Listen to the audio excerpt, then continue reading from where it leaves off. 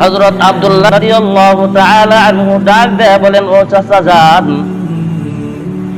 দুনিয়ার সব কিছু যদি আমি ছাড়িয়া দেই তা ছাড়তে পারি, কিন্তু আল্লাহর নবীর কদমে কলিমা পড়েছি, সে কলিমা কোনোদিন ছাড়তে পারবো না। চাচা বলে, এই ভাতিজা, তাহলে তোমার শরীরের মধ্যে যে পোশাক রয়েছে সেই পোশাকগুলো খুলিয়া দাও। ভাতিজা আব্দুল্লাহ রাদিয়াল্লাহু তাআলা আনহু শরীরের পোশাক লুঙ্গিটা বাদ দিয়ে সবকিছু খুইলা দিলেন চাচাকে।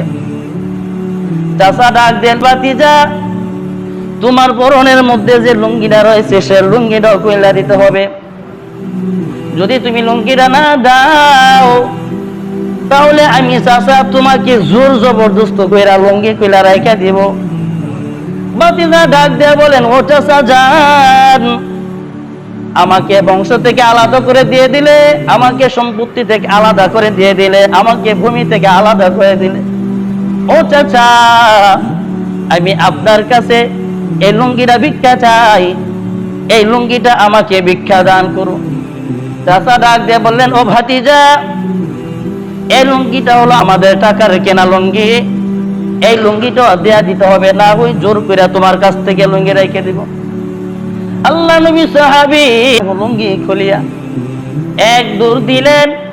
দূর দেওয়ার সময় একটু ফিকির করলেন, চিন্তা করলেন, পৃথিবীর জমিনের মধ্যে একটা নিরাপদ স্থান হলো আম্মা জানের কোল। সেই মায়ের কোলে দৌড় দিয়া মায়ের দরজার সামনে দাঁড়াইয়া গেলেন। দরজা খুললেন মা। দরজা খোলার পর মা তাকাইয়া দেখে সন্তানের শরীরের মধ্যে কোনো কাপড় নাই, সন্তান উলঙ্গ। মা তো এরকম সন্তানের করুণ অবস্থা দেখতে পারে না। মা সাথে সাথে নিজের শরীর থেকে একটা চাদর বাহির কইরা দিয়ে দিলেন, সন্তান এই চাদরটা তুমি ব্যবহার করো। আব্দুল্লাহ রাদিয়াল্লাহু তাআলা আনহু চাদরটাকে দুইটা ভাগ করিয়া এক ভাগ দিয়ে নিজের লজ্জাস্থান রাখলেন, আরেকটা ভাগ দিয়ে নিজের শরীরটা রাখলেন। এবার মা ডাক দিয়ে বলেন, এই সন্তান, তুমি তো মক্কা শরীফের বড় বড় ধনী লোকদের মধ্য থেকে একজন ধনী লোকের সন্তান। তুমি তো সারা পৃথিবীর ভালো উন্নত দামি খাবার খাইতে, তুমি তো সারা পৃথিবীর দামি দামি কাপড় ব্যবহার করতে, আজকে তোমার এরকম রঙ অবস্থা কেন? সন্তান ডাক দিয়ে বলে, মা, আমি মুহাম্মদুর রাসূলুল্লাহ সাল্লাল্লাহু আলাইহি ওয়াসাল্লামের দরবারে গিয়া উনার কদমে কালিমা পড়েছি। কালিমা পড়ার কারণে আমার চাচা আমাকে সম্পদ থেকে আলাদা করেছে, ভূমি থেকে আলাদা করেছে, পরিবার থেকে আলাদা করে দিয়েছে। ও মা, আমার শরীরের মধ্যে যত কাপড় ছিল সবগুলো রাখছে, এমনকি লুঙ্গিটা পর্যন্ত রাইখে আমাকে উলঙ্গ বানাইয়া দিয়েছে। নাউজুবিল্লাহ বলে। তখন মা ডাক দেয়া বলেন, তুমি মুহাম্মদের কালিমা পড়েছ, তুমি আর মায়ের কাছে থাকতে পারবে না, মায়ের দেখা পাইবা না, দূর হও, দূর হও, তুমি এখান থেকে তুমি সরে যাও। যতক্ষণ পর্যন্ত কালিমা না ছাড়বা ততক্ষণ পর্যন্ত মায়ের দেখা আর পাইবা না। যখন তুমি মুহাম্মদের কালিমা ছাড়বা তখন তুমি মায়ের দেখা পাইবা, মায়ের কাছে আসবা।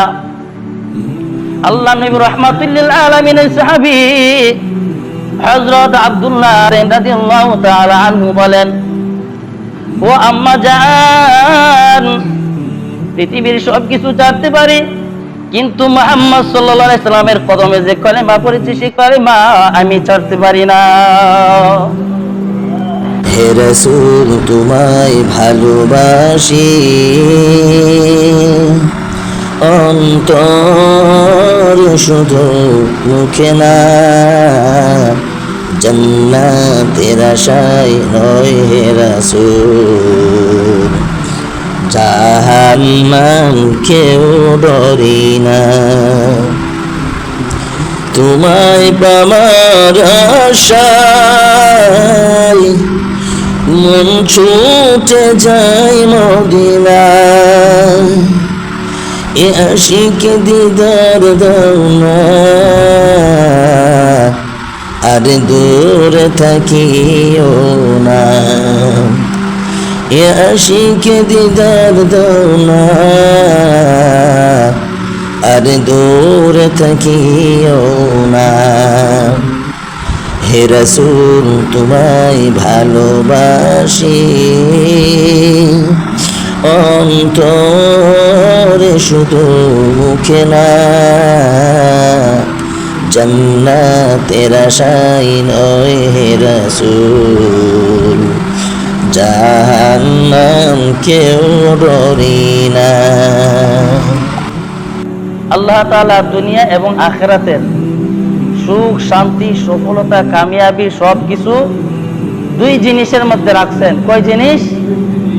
এক নম্বর হলো আল্লাহর হুকুম, তিন নম্বর হলো রাসূল সাল্লাল্লাহু আলাইহি সাল্লামের তরিকা। সুতরাং কেউ যদি দুনিয়াতে সুখ পাইতে চায় এবং আখিরাতে সুখ পাইতে চায়, তাহলে তার জন্য ওয়াজিব, তার জন্য ফরজ, তার জন্য কর্তব্য এক নম্বর আল্লাহর আদেশ মানবে, রাসূলের আদেশও মানবে। আল্লাহর আদেশ মানবে, রাসূলেরও আদেশ মানবে। তার জন্য জরুরি, তার জন্য কর্তব্য আল্লাহর আদেশ মানবে, রাসূলের আদেশ মানবে। যারা আল্লাহর আদেশ মানবে, রাসূলের আদেশও মানবে, তারা নবীদের বন্ধু হবে। সুবহানাল্লাহ বলে। যারা আল্লাহ এবং আল্লাহর রাসূলের আদেশ মানবে, তারা সিদ্দিকগণদের বন্ধু হবে। সুবহানাল্লাহ বলে। যারা আল্লাহ এবং আল্লাহর রাসূলের আদেশ মানবে, তারা শহীদগণদের বন্ধু হবে। সুবহানাল্লাহ বলে। জোরে সোরে বলি সুবহানাল্লাহ।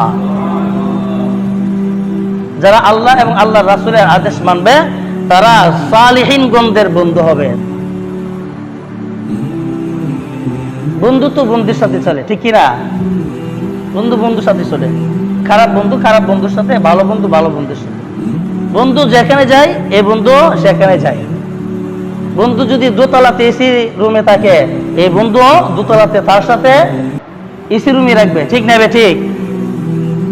আমরা যদি নবীদেরকে বা আমার নবীকে যদি বন্ধু বানাইতে পারি, তাহলে ওই নবী যে জান্নাতের উচ্চ মাকাম, সেখানে না যাইতে পারলো, নবীকে তো দেখতে পারবো, ঠিক না? ঠিক। কথা বলেন, ঠিক না? ঠিক। নবীকে যদি বন্ধু বানাই, নবীর স্থান তো উঁচু স্থান, মাকাম তো উঁচু মাকাম। নবীর উঁচু মাকামে যদি আমি না যেতে পারি, নিজের দুইটা চক্ষু দিয়া নবীকে দেখতে পারবো জান্নাতে। কোথায়? জান্নাতে দেখতে পারবো বন্ধু হিসাবে। আল্লাহ এবং আল্লাহ রাসূলের আদেশকে মানলে চার শ্রেণীর লোক এই ব্যক্তির বন্ধু হবে।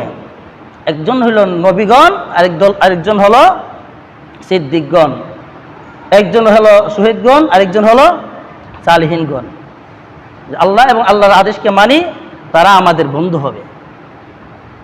নবীগণ, সিদ্দিকগণ, সালিহিনগণ, শহীদগণ বন্ধু হবে। আমরা সকলে চাই কিনা? কি বলেন?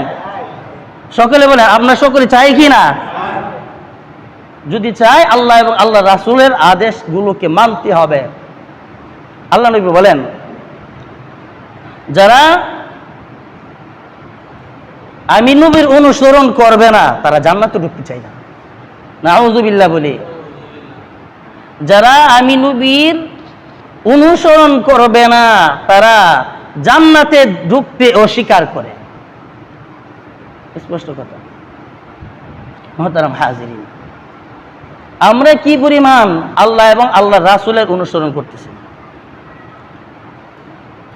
আমাদের ঈমান এবং ইসলাম কত আরামের বা কত কষ্টের। সাহাবায়ে কেরামদের ঈমান এবং ইসলাম কত কষ্টের না কত আরামের। আমরা ঈমান আনছি, জন্মসূত্রে আমরা ঈমান পাইছি। আমাদের ঈমান, আমাদের ইসলাম একদম সস্তা, মাগনা। আমাদের ইসলাম একদম সহজ। আমাদের ইসলাম একদম সহজ ইসলাম, কঠিন না। বলেন তো, আজ পর্যন্ত ইসলাম ধর্ম গ্রহণ করার কারণে, আমলের কারণে কেউ আপনাকে গালি দিছে? একজন বলতেছে গালি দিছে না, তো বাকিরা গালি দিছে মনে হয়। একজন বলতেছে গালি দিছে না, তো বাকিরা গালি দিছে মনে হয় নাকি? সুন্নতদিন হয়ে যাবে তো। নবীকে গালি দিছে কিনা ভাই? আপনারা বলেন, ইসলাম ধর্মের কারণে, গ্রহণ করার কারণে, আমলের কারণে কোনদিন পাথরের আঘাত খাইছেন? যদি খাইতাম আপনি আমি, তাহলে একটা সুন্নত জিন্দা হয়ে যেত। আমাদের ইসলাম কি সহজ না কঠিন? সহজ ইসলাম। কিন্তু সাহাবায়ে কেরাম যে ঈমান আনছে, তাদের মতো ঈমান আনা আমাদের জন্য সহজ না। আমাদের জন্য যে দুর্বল ঈমান, আমাদের জন্য সহজ না, কঠিন। সাহাবায়ে কেরামগণ ইসলাম আনার কারণে কত কষ্ট করেছেন, ঈমান আনার কারণে কত কষ্ট করেছেন, সেই কষ্টগুলোকে আপনাদের সামনে তুলে ধরব।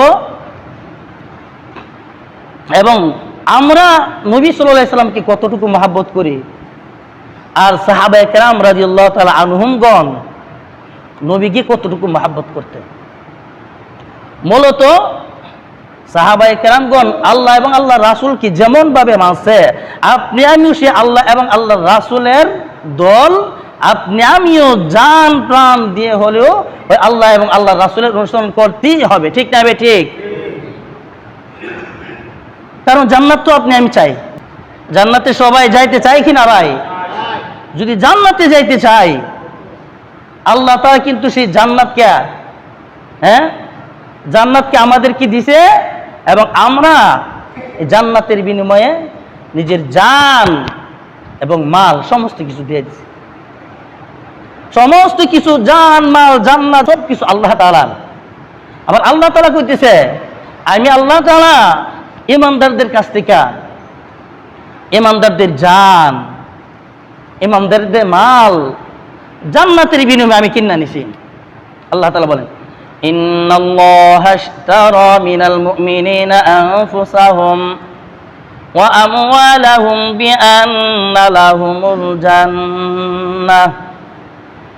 ইন্নাল্লাহা আশতারা মিনাল মুমিনিনা আনফুসাহুম ওয়া আমওয়ালাহুম, নিশ্চয়ই আল্লাহ পাক রব্বুল আলামিন ঈমানদারদের জান এবং মাল ক্রয় করে নিয়েছে, বিআন্না লাহুমুল জান্নাহ, জান্নাতের বিনিময়ে। আল্লাহ আমাদের জান এবং মালের বিনিময়ে জান্নাতকে কিনা নিছে। সুতরাং আপনি আমি জান্নাত পাইছি মৃত্যুর পর, বা জান্নাতে ঢুকব।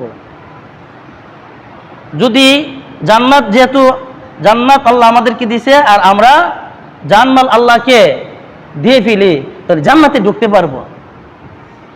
কারণ জান্নাতের বিনিময়ে না দিয়ে যদি ইন্তেকাল করে জান্নাতে ঢোকার চেষ্টা করি, তাহলে কোনোদিন জান্নাতে ঢোকা যাবে না। মুহতারাম হাজিরিন, সাহাবায়ে কেরামগণ নবীকে কত মহব্বত করছেন। নবীর স্বার্থে, ঈমানের স্বার্থে, ইসলামের স্বার্থে সব কিছু চাইরা দিছে। আল্লাহ নবীর একজন সাহাবী হযরত আব্দুল্লাহ রাদিয়াল্লাহু তাআলা আনহু, ওনার বাবা মক্কার বড় ধনী লোকদের একজন ছিলেন। এই ধনীর ঘরের ধনী হযরত আব্দুল্লাহ শৈশবকালে নিজের বাবা ইন্তেকাল করেছে। ওই আব্দুল্লাহ রাদিয়াল্লাহু তাআলা আনহুর লালন পালনের দায়িত্ব তার চাচার কাছে অর্পণ করা হয়। তার চাচা ভাতিজাকে লালন পালন করেছেন যৌবনকাল পর্যন্ত। যখন যৌবনকাল হয়েছে, আল্লাহ নবীর দরবারে চলে গেছে। দরবারে যাওয়ার পর আল্লাহ নবীর কাছে আল্লাহ নবীর কলেমা পড়েছে। কলেমা পড়া যখন চাচার কাছে আসছে, চাচা বলতেছে, তুমি কোত্থেকে আসছো? বলতেছে, আমি মুহাম্মদ সাল্লাল্লাহু আলাইহি সাল্লামের, সকলে বলি সাল্লাল্লাহু আলাইহি ওয়াসাল্লাম, আওয়াজ হয় নাই, সাল্লাল্লাহু আলাইহি ওয়াসাল্লাম, মুহাম্মদ সাল্লাল্লাহু আলাইহি ওয়াসাল্লামের কাছ থেকে মুহাম্মদ সাল্লাল্লাহু আলাইহি সাল্লামের কদমে কালিমা পড়েছি। চাচা বলে, ভাতিজা, তুমি তো তোমার বংশ থেকে আলাদা হয়ে যাবা, তুমি তো তোমার ভূমি থেকে আলাদা হয়ে যাবা, তুমি তো তোমার সম্পত্তি থেকে আলাদা হয়ে যাবা।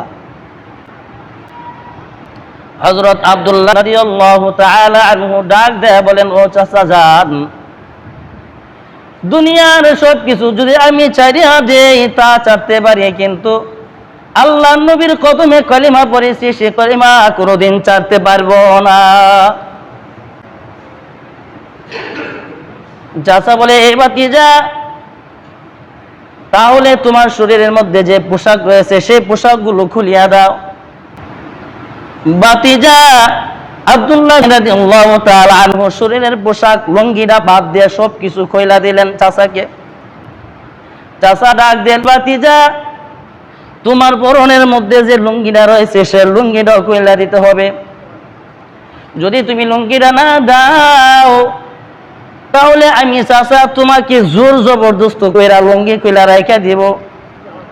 ভাতিজা ডাক দিয়ে বলেন, ও চাচা যান, আমাকে বংশ থেকে আলাদা করে দিয়ে দিলে, আমাকে সম্পত্তি থেকে আলাদা করে দিয়ে দিলে, আমাকে ভূমি থেকে আলাদা করে দিলে, ও চাচা আমি আপনার কাছে এই লুঙ্গিটা ভিক্ষা চাই, এই লুঙ্গিটা আমাকে ভিক্ষা দান করুন। চাচা ডাক দিয়ে বললেন, ও ভাতিজা এই লুঙ্গিটা হলো আমাদের টাকার কেনা লুঙ্গি, এই লুঙ্গিটা দেয়া দিতে হবে, না হই জোর করে তোমার কাছ থেকে লুঙ্গি রেখে দিব। আল্লাহ নবী সাহাবী লুঙ্গি খুলিয়া এক দূর দিলেন। দূর দেওয়ার সময় একটু ফিকির করলেন, চিন্তা করলেন, পৃথিবীর জমিনের মধ্যে একটা নিরাপদ স্থান হলো আম্মা জানের কোল। সেই মায়ের কোলে দৌড় দিয়া মায়ের দরজার সামনে দাঁড়াইয়া গেলেন। দরজা খুললেন মা। দরজা খোলার পর মা তাকাইয়া দেখে সন্তানের শরীরের মধ্যে কোনো কাপড় নাই, সন্তান উলঙ্গ। মা তো এরকম সন্তানের করুণ অবস্থা দেখতে পারে না। মার সাথে সাথে নিজের শরীর থেকে একটা চাদর বাহির কইরা দিয়ে দিলেন, সন্তান এই চাদরটা তুমি ব্যবহার করো। আব্দুল্লাহ রাদিয়াল্লাহু তাআলা আনহু চাদরটাকে দুইটা ভাগ করিয়া এক ভাগ দিয়ে নিজের লজ্জাস্থান রাখলেন, আরেকটা ভাগ দিয়ে নিজের শরীরটা রাখলেন। এবার মা ডাক দিয়ে বলেন, এই সন্তান তুমি তো মক্কা শরীফের বড় বড় ধনী লোকদের মধ্য থেকে একজন ধনী লোকের সন্তান, তুমি তো সারা পৃথিবীর ভালো উন্নত দামি খাবার খাইতে, তুমি তো সারা পৃথিবীর দামি দামি কাপড় ব্যবহার করতে, আজকে তোমার এরকম রঙ অবস্থা কেন? সন্তান ডাক দিয়ে বলে, মা আমি মুহাম্মাদুর রাসূলুল্লাহ সাল্লাল্লাহু আলাইহি ওয়াসাল্লামের দরবারে গিয়া উনার কদমে কালিমা পড়েছি। কালিমা পড়ার কারণে আমার চাচা আমাকে সম্পদ থেকে আলাদা করেছে, ভূমি থেকে আলাদা করেছে, পরিবার থেকে আলাদা করে দিয়েছে। ও মা, আমার শরীরের মধ্যে যত কাপড় ছিল সবগুলো রাখছে, এমনকি লুঙ্গিটা পর্যন্ত রেখে আমাকে উলঙ্গ বানাইয়া দিয়েছে। নাউজুবিল্লাহ বলে। তখন মা ডাক দেয়া বলে, তুমি মুহাম্মাদের কালিমা পড়েছ, তুমি আর মায়ের কাছে থাকতে পারবে না, মায়ের দেখা পাইবা না, দূর হও দূর হও, তুমি এখান থেকে তুমি সরে যাও। যতক্ষণ পর্যন্ত কালিমা না ছাড়বা ততক্ষণ পর্যন্ত মায়ের দেখা আর পাইবা না। যখন তুমি মুহাম্মাদের কালিমা ছাড়বা তখন তুমি মায়ের দেখা পাইবা, মায়ের কাছে আসবা। আল্লাহ নবী রাহমাতুল লিল আলামিনের সাহাবী হযরত আব্দুল্লাহ রাদিয়াল্লাহু তাআলা আনহু বলেন, ও আম্মা জান, পৃথিবীর সব কিছু ছাড়তে পারি কিন্তু মুহাম্মদ সাল্লাল্লাহু আলাইহি সাল্লামের কদমে যে কালেমা পড়েছি সেই কালেমা আমি ছাড়তে পারি না। হে রাসূল তোমায় ভালোবাসি, অন্তর শুধু মুখে না, জান্নাতের আশায় নয় হে রাসূল, জাহান্নাম কেউ ডরি না। তোমায় পাবার আশায় মন ছুটে যায় মদিনায়, এ আশিকে দিদার দাও না, আর দূরে থাকিও না। এ আশিকে দিদার দাও না, আর দূরে থাকিও না। হে রাসূল তোমায় ভালোবাসি,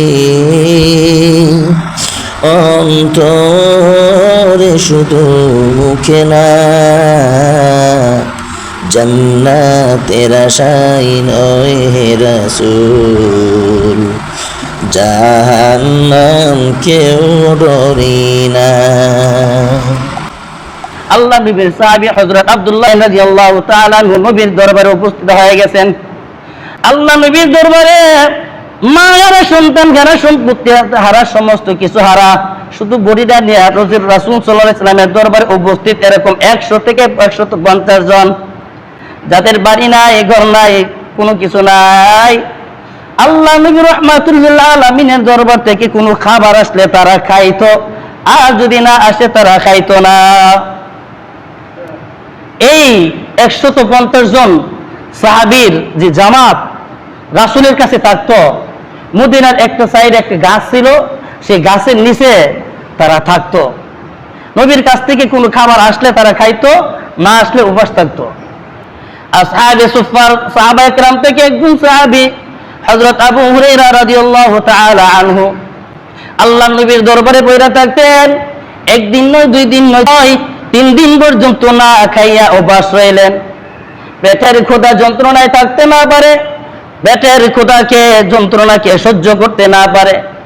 আবু হুরায়রা রাদিয়াল্লাহু তাআলা আনহু নিজের পেটের মধ্যে পাথর বেঁধেছে।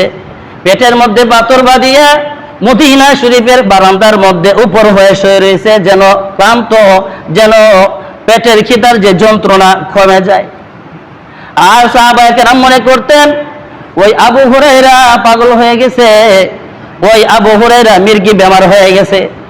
আবু হুরায়রা রাদিয়াল্লাহু তাআলা আনহু বললেন, ও সাহাবায়ে কেরাম, আমার জানও যদি চলে যায়, মানও যদি চলে যায়, সমস্ত কিছু চলে যায়, এরপর আমি আল্লাহ রাসূলের কদমে আছি, আল্লাহ নবীর দরবারে আছি, আমি আল্লাহর দিকে আমি যাইব না। সুবহানাল্লাহ বলে আল্লাহ নবীর দরবারে একজন সাহাবী রাদিয়াল্লাহু তাআলা আনহু কান্নাকারি করতেছে। আল্লাহ নবী জিজ্ঞাসা করলেন, ও সাহাবী, তুমি কেন কান্নাকারি করতেছো? ওই সাহাবী ডাক দিয়ে বললেন, ইয়া রাসূলুল্লাহ, ইয়া হাবিবাল্লাহ, ও নবীজি, সকাল কি সন্ধ্যা, সন্ধ্যা কি সকাল, আপনার চেহারা যদি একবার না দেখি নবী গো, আমার কলিজা ঠান্ডা হয় না, আমার অবস্থা খারাপ হইয়া যায়। ওগো নবীজি, আল্লাহ যখন আপনাকে ডাক দিবেন, আল্লাহ ডাকে যখন আপনি আল্লাহর কাছে চেহারা যাইবেন, ও নবীজি, আপনাকে যখন আমি দেখতে পাইব না, তখন আমার কি অবস্থা হবে? তখন আমার কলিজা কিভাবে ঠান্ডা করব? ওগো নবীজি, আল্লাহ রব্বুল আলামিন আপনাকে জান্নাতের উঁচু মাকাম দান করবেন, উঁচা স্থান দান করবেন, সম্মানিত সবচেয়ে উঁচু স্থান দান করবেন। ও নবীজি, আমাকে তো আল্লাহ উঁচু স্থান দান করবেন না। ওগো নবীজি, জান্নাতে যাওয়ার পরেও যদি আমি যদি আপনাকে না দেখতে পারি গো নবীজি, জান্নাতে যাওয়ার পরও আমার কলিজা ঠান্ডা হবে না। দেখেন কেমন সাহাবায়ে কেরাম ছিলেন। তারা দুনিয়া তো নবীকে এক বিকাল না দেখলে তাদের দিল ঠান্ডা হইতো না, আবার জান্নাতে যদি না দেখে তাদের জান্নাতে যাওয়ার পরেও তাদের দিল ঠান্ডা হবে না।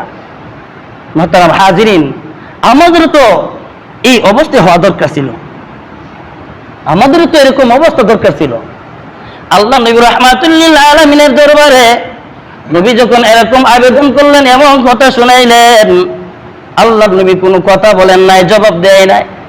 আল্লাহ রাব্বুল আলামিন ওই সাহাবীর শানে আয়াত নাযিল করে দিলেন, ও মান ইউতিইল্লাহ ওয়া রাসূলাহু فأولئك مع الذين أنعم الله عليهم من النبيين والصديقين والشهداء والصالحين وحسن أولئك رفيقا الله رب العالمين ডাক দিয়ে বললেন, ওয়া ইউতিল্লাহ ওয়া রাসূলাহু, যে ব্যক্তি আল্লাহ এবং আল্লাহর রাসূলের আদেশ মানবে, ফাউলাইকা মাআল্লাযিনা আনআমাল্লাহু আলাইহিম, আল্লাহ পাক রব্বুল আলামিন এই সমস্ত লোক যাদেরকে আল্লাহ তাআলা নিয়ামত দান করেছেন, এই নিয়ামত প্রাপ্ত বান্দাদের বন্ধু বানাইবেন। নিয়ামত প্রাপ্ত বন্ধুরা কারা? মিনান নবীন, যারা আল্লাহ এবং আল্লাহ রাসূলের আদেশ মান্য করবে, তারা নবীদের বন্ধু হবে।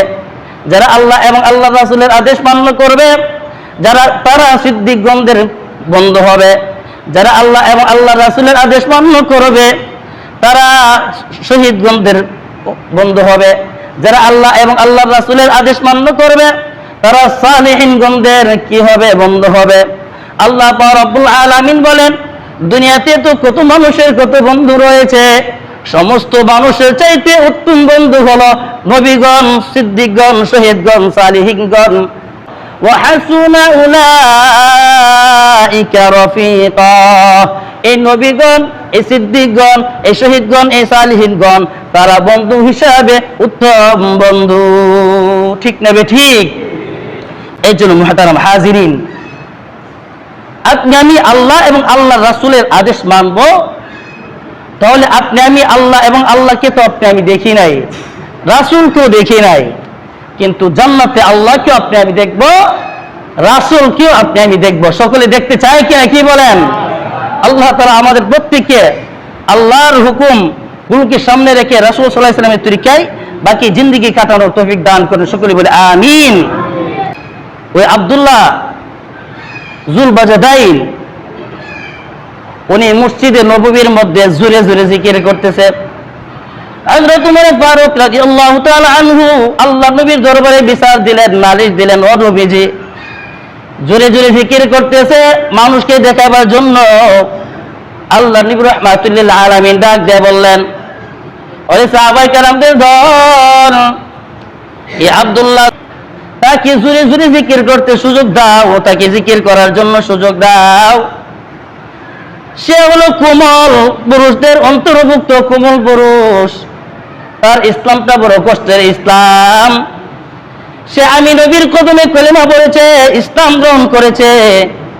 কলেমা পড়ার কারণে সম্পত্তি থেকে আলাদা হয়েছে, কলেমা পড়ার কারণে পরিবার থেকে আলাদা হয়েছে। এ সাহাবে কেরাম, কি তোমরা জিকির করতে সুযোগ দাও। আল্লাহ নবী রাহমাতুল লিল আলামিন তাবুকের যুদ্ধের জন্য কালেকশন নিতেছেন, আর সাহাবায়ে কেরাম কালেকশন দিতেছেন। হযরত আবু বকর সিদ্দিক রাদিয়াল্লাহু তাআলা আনহু ছোট্ট ফুটলার ভিতরে কিছু নিয়ে আইছে, একদম ছোট একটা ফুটলার ভিতরে কিছু নিয়ে আইছে। আল্লাহ নবী ডাক দিয়ে বললেন, আরে আবু বকর তুমি কি নিয়ে আইছো? আল্লাহ নবী সাহাবী হযরত আবু বকর সিদ্দিক রাদিয়াল্লাহু তাআলা আনহু ডাক দিয়ে বললেন, হে নবীজি, ঘরের মধ্যে যা কিছু ছিল গো নবী, সমস্ত কিছু গাটুরি বাদিয়া এই আপনার হাতে দিলাম গো নবীজি। আল্লাহ নবী রাহমাতুল লিল আলামিন ডাক দিয়ে বললেন, হে আবু বকর তুমি সমস্ত কিছু নিয়ে আইলা, তোমার ঘরের মধ্যে কি রাইখা আসছো আবু বকর? আল্লাহ নবী সাহাবী আবু বকর রাদিয়াল্লাহু তাআলা আনহু ডাক দিয়ে বললেন, ও নবীজি, আমার ঘরের মধ্যে আল্লাহ এবং আল্লাহর রাসূলকে রাইখা আসছি। সুবহানাল্লাহ। আল্লাহ নবী ডাক দিয়ে বললেন, ও সাহাবায়ে কেরামদের দল, আজকে আবু বকরের উপর দিয়ে কেউ দাম দেয়া যাইতে পারবা না। কারণ কি, আবু বকর রাদিয়াল্লাহু তাআলা আনহুর ছোট্ট ফুটলির ভিতরে কি ছিল, সকলের বড় বড় ফুটলার উপরে দামি হয়ে গেছে। কারণ আবু বকর রাদিয়াল্লাহু তাআলা আনহু ঘরের ভিতরে যা ছিল সব কিছু নিয়ে আইছে। হযরত আব্দুল্লাহ রাদিয়াল্লাহু তাআলা আনহু কাঁদতেছে। এরে আব্দুল্লাহ, কেন কান্নাকারি করতেছ? আল্লাহ নবী রাহমাতুল লিল আলামিন ডাক দিয়ে বললেন, এরে আব্দুল্লাহ কেন কাঁদতেছ? সাহাবী আব্দুল্লাহ ডাক দিয়ে বলেন, ও নবীজি, আপনার খেদমতে তাবুকের যুদ্ধের জন্য সাহাবায়ে কেরাম কত কিছু দিতেছে, আমি তো কোনো কিছু দিলাম না, মাত্র একটা শরীরের মধ্যে কাপড়। এই চাদরটা যদি আমি দিয়া দেই আমি উলঙ্গ হইয়া যাইব গো নবীজি। ইসলামের জন্য আমি সব কিছু আমি কুরবান করেছি, মা বাবাকে ছেড়ে দিয়েছি, কোটি কোটি টাকার মালিক ছিলাম ছেড়ে দিয়েছি। ওগো নবীজি, আমার কাছে শুধু একটা জিনিস আছে। আল্লাহ নবী ডাক দিয়ে বললেন, ও আব্দুল্লাহ, সেই জিনিসটা কি তুমি বলো। আব্দুল্লাহ বললেন, ইয়া রাসূলুল্লাহ, আমার যে এই জানটা ছাড়া আর কোনো কিছু নাই। ওগো নবীজি, তাবুকে যুদ্ধের ময়দানে এই জানটা কুরবান করতে চাই। ওগো নবীজি, তাবুকে যুদ্ধের জন্য জানটাকে কবুল করিয়া নাও এবং আল্লাহর কাছে দোয়া করো যেন আল্লাহ তাআলা আমাকে শহীদি মরণ দান করে। সুবহানাল্লাহ। আরো জোরে বলি সুবহানাল্লাহ। তাদের জীবন কি ছিল? সব কিছু সাইরা রাসূলের দরবারে একদিন, 2 দিন, 3 দিন পর্যন্ত উপাস, কোনো খাবার নাই। খাবার আসলে খাইছে, না খাইলে না আসলে না খাই উপাস থাকছে। এরকম জীবনে আপনি আমাদের করার দরকার আছে কিনা, কি বলেন? যদি এরকম জীবন গড়তে পারি তাহলে নিশ্চিত আশা করতে পারি মরতে দেরি হবে, জান্নাতে ঢুকতে দেরি হবে না। আল্লাহ তাআলা আমাদের প্রত্যেককে আল্লাহর হুকুমগুলোকে সামনে রেখে রাসূল সাল্লাল্লাহু আলাইহি সাল্লামের নূরের তরিকায় বাকি জিন্দেগি যাপন করার তৌফিক দান করেন। সকলে বলে আমিন। যারা সুন্নাত পড়ি নাই কাবলা জুমা 4 রাকাত সুন্নাত আদায় করেন।